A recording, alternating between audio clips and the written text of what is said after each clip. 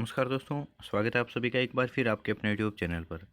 दोस्तों, एक तो स्पोर्ट्स कैटेगरी के कैंडिडेट है और अन्य राज्यों से शैक्षिक योग्यता प्राप्त करने वाले कैंडिडेट और विशेष शिक्षक, इनको अभी तक नियुक्ति को लेकर कोई गाइडलाइन जारी नहीं हुई है। और इनको नियुक्ति कब दी जाएगी, इसको लेकर सबसे ज़्यादा सवाल आ रहे हैं।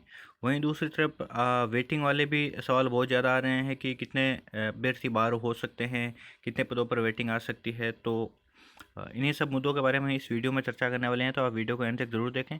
और जो मित्र चैनल पर नए हैं वो चैनल को सब्सक्राइब जरूर कर लें और नोटिफिकेशन ऑन रखें ताकि हर अपडेट आपको निरंतर मिलती रहे। दोस्तों, सबसे पहले तो मैं बात करूं कि स्पोर्ट्स कैंडिडेट्स की। स्पोर्ट्स कैंडिडेट्स के जो सर्टिफिकेट है उनकी बड़ी गहनता से जांच की जा रही है और उसके बाद जांच के बाद ही, वेरिफिकेशन के बाद ही जो है उनको नियुक्ति दी जाएगी। इससे पहले उनको नियुक्ति नहीं दी जाएगी, क्योंकि पूर्व की भर्तियों में जो है कुछ अनियमितताएं स्पोर्ट्स कैटेगरी में देखने को मिली थी।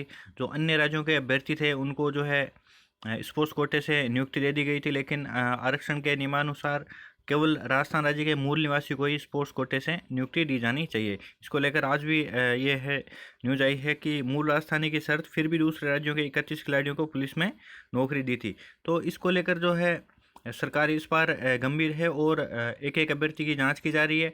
अन्य राज्यों के अभ्यर्थी हैं उनको तो बाहर किया जा चुका है, लेकिन जो बहुत सारे फर्जी स्पोर्ट्स सर्टिफिकेट लेकर भी नौकरी लगने के पहले मामले सामने आए हैं, तो उनकी गहनता से जांच की जा रही है और उसके बाद में इनकी काउंसलिंग और नियुक्ति प्रक्रिया वह पूरी होगी।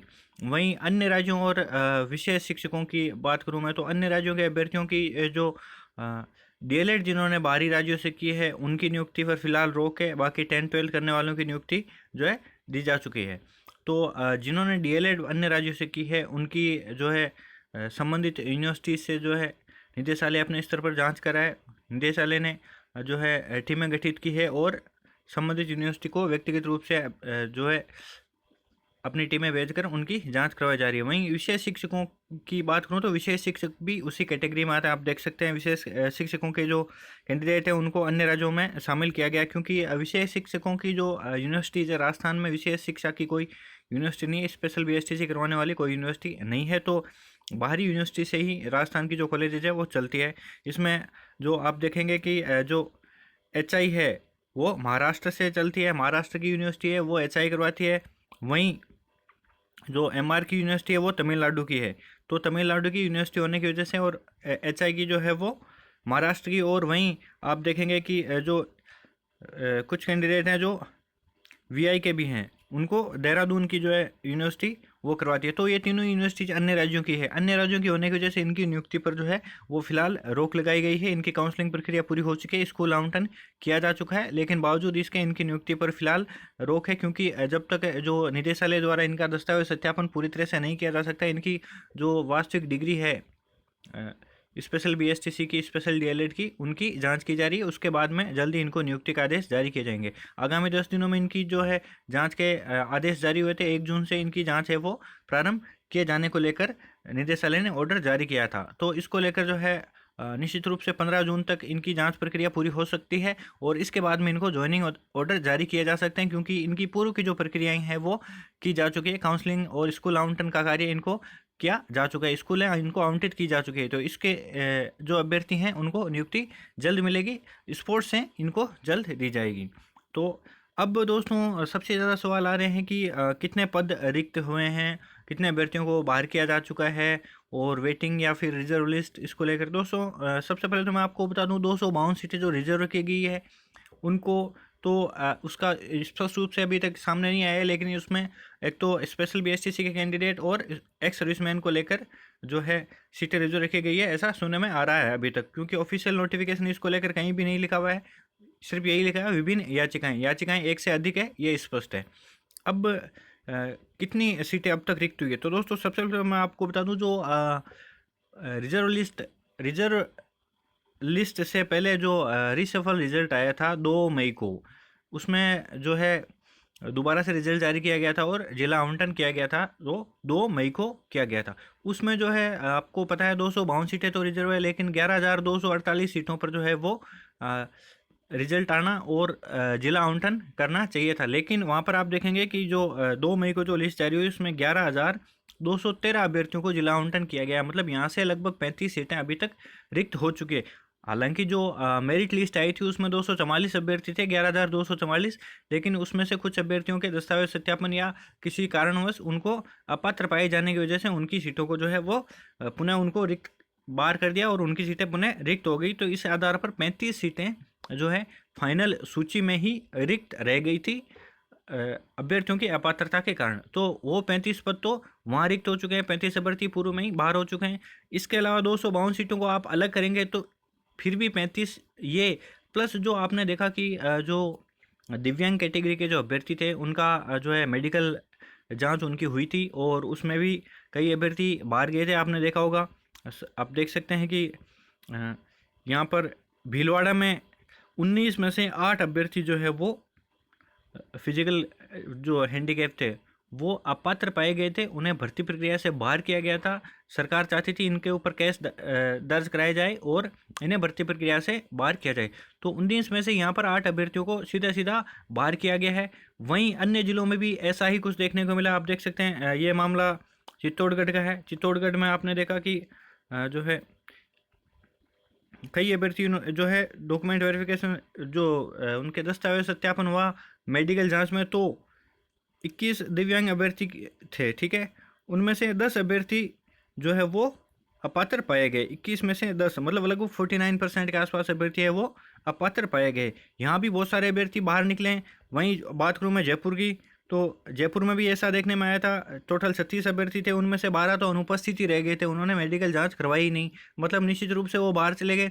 इसके अलावा जो 24 थे उनकी जांच रिपोर्ट में भी कुछ अभ्यर्थी और बाहर गए हैं। तो इस प्रकार हम लगभग पीएच कैटेगरी के जो कैंडिडेट थे उनकी संख्या लगभग 400 450 के आसपास थी। 440 से 450 444 एग्जैक्ट सीटें थी पीएच कैटेगरी के लिए रिजर्व।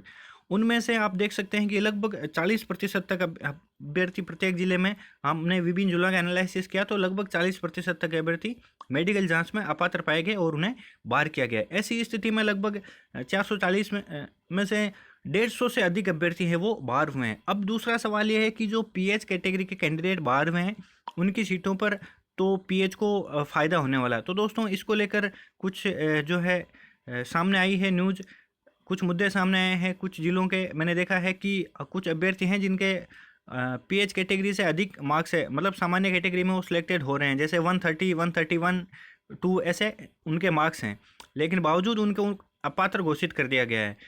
हालांकि उनको पीएच से बाहर कर दिया गया है, तो उनकी जो सामान्य कैटेगरी है जनरल के अलावा जो EWS OBC SC ST category है उनसे उनका चयन होना चाहिए, ऐसा अभ्यर्थियों का मानना है। लेकिन निदेशालय ने जो है उन्हें पूरी तरह से बाहर किया गया है, बाहर कर दिया। इसका कारण है कि उन्होंने फर्जी प्रमाण पत्र प्रस्तुत कर नौकरी जो है लगने की कोशिश की, इस वजह से उन्हें बाहर किया गया है। उनके खिलाफ एफआईआर भी दर्ज की जा सकती है, क्योंकि पिछली भर्ती में जो है 59 लगभग 59 अभ्यर्थी थे, उनके खिलाफ सरकार ने एफआईआर दायर की थी कि उन्होंने फर्जी प्रमाण पत्र प्रस्तुत कर जो है नौकरी लगने की कोशिश की, तो उनके खिलाफ एफआईआर भी दर्ज हुई थी। तो ऐसे में इन्होंने फर्जी प्रमाण पत्र प्रस्तुत कर नौकरी लगने की कोशिश की है, तो इसलिए उन्हें भर्ती से अपात्र घोषित किया गया है।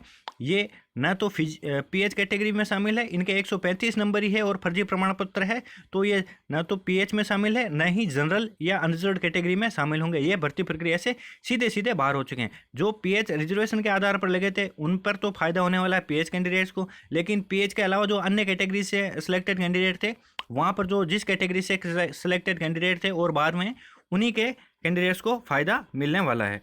इसके अलावा दोस्तों तीसरा मुद्दा जो सीटें बढ़ने का लेकर, तो आप देख सकते हैं 35 वहाँ पर अभ्यर्थी और 150 के आसपास, ये लगभग 200 के आसपास सीटें तो यहाँ पर रिक्त हो चुकी है। वहीं जो है आपने देखा कि यहाँ देख सकते हैं 221 सामान्य और 22 शिक्षकों ने पसंद के स्कूल 2 गैर हाजिर रहे, 2 अनुपस्थित रहे। प्रत्येक जिले में ऐसा देखने में मिला है कि ये भीलवाड़ा में 2 गैर हाजिर रहे। वहीं आप देखेंगे चित्तौड़ में भी आप देख सकते हैं कि 383 में से 381 पात्र अभ्यर्थियों ने किया स्कूल का चयन, यहाँ भी जो है अभ्यर्थी जो है अनुपस्थित रहे हैं। हालांकि जो अभ्यर्थी 3 अभ्यर्थी जो उपस्थित नहीं हुए थे उनको जो है स्कूल आवंटन किया गया है, अपने स्तर पर जो है आवंटन किया जा चुका है। लेकिन जो अभ्यर्थी हर जिले में आप देखने में आ रहा है 2 से 3 अभ्यर्थी है वो एवरेज अनुपस्थित रह रहे हैं। यदि प्रत्येक जिले में एक अभ्यर्थी को ही अनुपस्थित माना जाए तो लगभग 33 अभ्यर्थी होते हैं जो बाहर निकलते हैं। तो ऐसे में यदि हम इन तीनों चीज़ों को जोड़ें, 150 से अधिक पीएच कैंडिडेट प्लस 35 सीटें जो फाइनल सूची में रिक्त पड़ी है वो, और ये 200 से अधिक कैंडिडेट तो अब तक जो है बाहर हो चुके हैं। वहीं 252 जो सीटें हैं वो निदेशालय ने पहले ही रिजर्व रख रखी है। तो वहाँ से जो स्पेशल बीएसटीसी के अभ्यर्थी थे उनको तो सामान्य शिक्षक से बाहर किया जा चुका है। आपने कोर्ट का फैसला देखा होगा, आ चुका था, मैंने पिछले वीडियो में भी आपको स्पष्ट रूप से बताया था। तो ऐसे में बहुत सारी सीटें अभी तक रिक्त हो चुकी है। वेटिंग को लेकर काफ़ी सवाल आ रहे थे अभ्यर्थियों के कि कितनी सीटों पर आएगी और कब तक आएगी। तो इसको लेकर वो सवाल आ रहे थे निरंतर, तो मैंने इसका एनालिसिस करके आपके लिए ये वीडियो बनाई है। इसके साथ ही दूसरा जो वेटिंग को लेकर पूछ रहे हैं कब तक आएगी, तो दोस्तों सबसे पहले तो मैं क्लियर कर दूं आपको कि ये जो अभ्यर्थी जिनको ज्वाइनिंग दी जा रही है, अधिकतर जिलों को जो है ज्वाइनिंग दी जा चुकी है। कुछ ब्लॉक्स को छोड़कर, कुछ जिलों के कुछ पंचायत समिति को छोड़कर अधिकतर को जो है नियुक्ति दी जा चुकी है और 15 दिन में उनको ज्वाइनिंग करना अनिवार्य है। 15 दिन में यदि वो ज्वाइनिंग नहीं करते हैं तो उन्हें जो है निश्चित रूप से उनकी ज्वाइनिंग निरस्त कर दी जाएगी और उनकी जगह पर जो है दूसरे अभ्यर्थी उनको लिया जाएगा। तो ऐसी स्थिति में जो 15 जून या 20 जून तक अधिकतर जिनकी जारी भी नहीं हुई है अभी तक जो नियुक्ति आदेश, उनको भी अगले 2-3 दिन में जारी हो जाते हैं। तो अधिकतम 20 जून से पहले पहले जो है सभी को ज्वाइनिंग करना अनिवार्य होगा। जो ज्वाइन नहीं करेगा वो नॉन ज्वाइनर कहलाएगा और उसकी जो सीट है उस पर रिजर्व लिस्ट या वेटिंग लिस्ट जारी की जाएगी। तो निश्चित रूप से जो है इस महीने के अंत तक सरकार के पास स्पष्ट आंकड़े आ चुके होंगे कि कितने पदों पर जो है वेटिंग लिस्ट, रिजर्व लिस्ट और कितने पद रिक्त हुए हैं।